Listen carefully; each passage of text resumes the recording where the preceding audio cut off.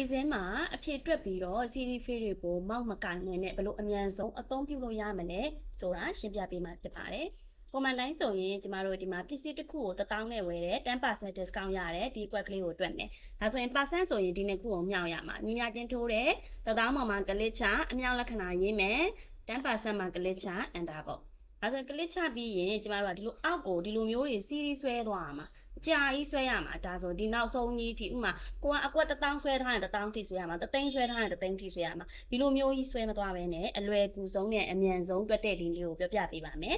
ဒါဆိုရင်ဘယ်လိုလုပ်မှာလဲဆိုတော့ဒီနေရာမှာကလစ်ချမယ်ညီညာချင်းရေးမယ်တွက်တဲ့ပုံစံကတော့ဒီပုံစံလေးပါပဲ CD ဆွဲတဲ့နေရာလေးပဲကွာသွားပါမယ်enter နှိပ်လိုက်ပါမယ်ဒီလိုတွက်ပြီးသွားရင်ကိုယ့်ရဲ့နောက်ဆုံးဆဲခွက်ကဘယ်မှာလဲကြည့်လိုက်ပါဒါဆိုရင်ဒီမှာနောက်ဆုံးဆဲခွက်ဒီ D50 ဒါဆိုရင် D နဲ့50နဲ့စုံတဲ့အကွက်မှာနောက်ဆုံးဖြစ်ရမယ်ဒါဆိုရင်ပထမတွက်ခဲ့တဲ့အဖြစ်တွက်ခဲ့တဲ့အကွက်မှာကလစ်ချပြီးရင်သူ့ရဲ့ဒီ name ပေါက်ကိုသွားမယ် name ပေါက်က D2 D2 ရဲ့နောက်မှာကလစ်ချပါဒီမှာ D2 ရဲ့နောက်မှာကလစ်ချပြီးရင်ကျမတို့ဒီမှာမြန်မာဖောက်ဖြစ်နေတယ်အင်္ဂလိပ်ဖောက်ပြောင်းလိုက်မယ်နော်ပြန်ပြီးရင်ကျမတို့ဒီမှာ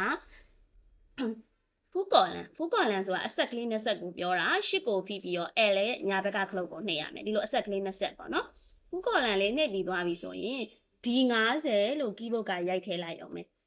D2 ကနေပြီးတော့ D50 အထိပေါ့ D2 ကနေပြီးတော့ D50 အထိသုံးပါမယ်လို့ပြောလိုက်တာပြီးရင် enter နှိပ်ပြီးသွားရင်သူကဒီလို select ဝင်သွားပြီ select ဝင်သွားတဲ့အခါမှာ click ချလို့မရဘူး keyboard က shortcut တစ်ခုသုံးလိုက်ရုံပါပဲ control နဲ့ D နဲ့နှိပ်လိုက်ပါ control D နှိပ်လိုက်တာနဲ့အဲ့ဒီအဖြစ်တွေအကုန်လုံးဒီမှာ CD ဆွဲစရာမလိုဘဲနဲ့အလွယ်တကူဝင်သွားပါတယ်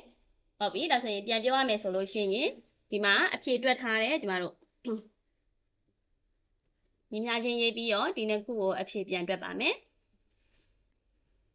နှစ်ခုကိုအဖြစ်ပြန်တွက်မယ်အဖြစ်ပြန်တွက်ပြီးသွားရင်သူ့ပေါ်မှာကလစ်ချမယ်သူ့ပေါ်မှာကလစ်ချပြီးရင်ဒီမှာကိုလိုချင်တဲ့ဆဲခွက်နောက်ဆုံးထိသွားမယ် D2 ကနေ D50 အထိ D2 ရဲ့နောက်မှာကလစ်ချပြီးရင်ဖူကော်လန်လေးရေးမယ်ပြီးရင် D50 ဆိုပြီးတော့ရိုက်ထည့်မယ်ပြီးရင် enter နှိပ်ပြီးသွားရင် keyboard က control နဲ့ D နဲ့နှိပ်လိုက်ရုံနဲ့ဒါဆိုရင်နောက်ဆုံးအလွယ်တကူသူ့ဘာသာသူ CD လေးဆွဲချသွားတဲ့ပုံစံကိုပြပြပေးတာဖြစ်ပါတယ်